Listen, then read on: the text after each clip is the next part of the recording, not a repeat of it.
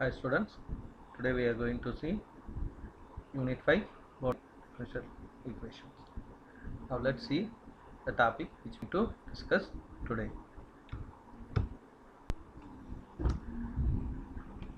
In this video we are going to see Hubbard's iteration process part 2. Part 1 is about the formula and the procedure that needed Hubbard's iteration process. We discussed those things in our part 1. Now in part 2 we are going to see how to solve a problem using those formulas and procedure. Now they have given you a equation with the they ask you to find the interior values using Lieberman's iteration process. Find the interior values rectangular mesh. To find the value inside that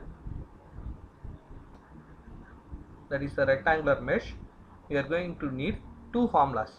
First one is standard, which is similar to our plus. This is the first formula. We are going to find the interior values. Now this is our diagonal 5-point formula. 5-point formula SFPF, 5-point formula which we denote as DFPF. Now we have taken the square mesh from the question and we have marked the interior points. See that we have made a anti-clockwise rotation for our boundary points and clock for our interior. Now we start with B1 and there are B16 boundary values. Find our interior values. What we are going to do is we are going to write the equations for U1, U2, U3 till U4. We are going to solve it. Now we will start this problem by finding our U5. U5 is found out by standard 5-point formula to our plus. Now to find our 5, we are taking the boundary value. We are going to substitute in the standard 5-point formula to get your U5. Now after finding that one, we will calculate remaining interior points with our observed or approximated.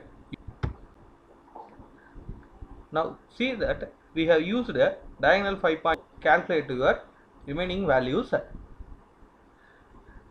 with the help of the U5. See that we have calculated with use of U5 remaining interior points. Now let's move on. The remaining left out values when we are using our diagonal 5-point formula. Now we will use the standard 5-point values and the values which we have got by 5-point formula. We are going to use this and calculate our left out interior points.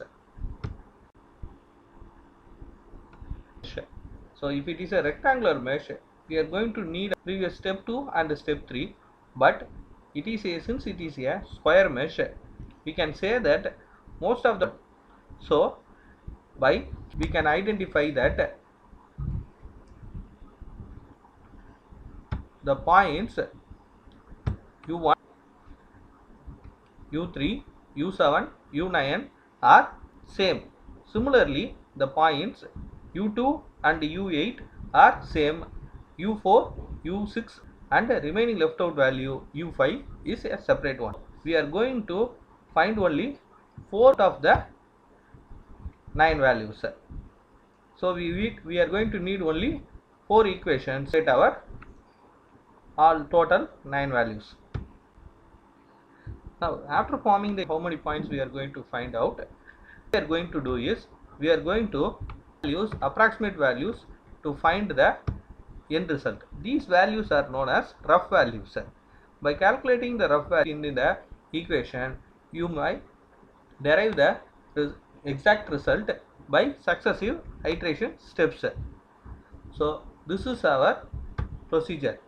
After getting our rough value is, we are going to iterate it to get our accurate solution. Now observe this table.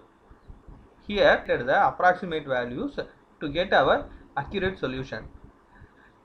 In the first column we have options, and in the successive columns we have mentioned the values which find out. See that we have taken 12 iterations to find our accurate value of the u1s. So after 12 we have stopped because our 11th values are same, so result accurate answer for our interior points in the given problem. Now u3, u7, u9 have a u2, u8 have same values, u4, u6 have same value, and u5 have a separate, because the symmetric of your given square mesh you are getting your answers for accurate answer. That's all. Thank you.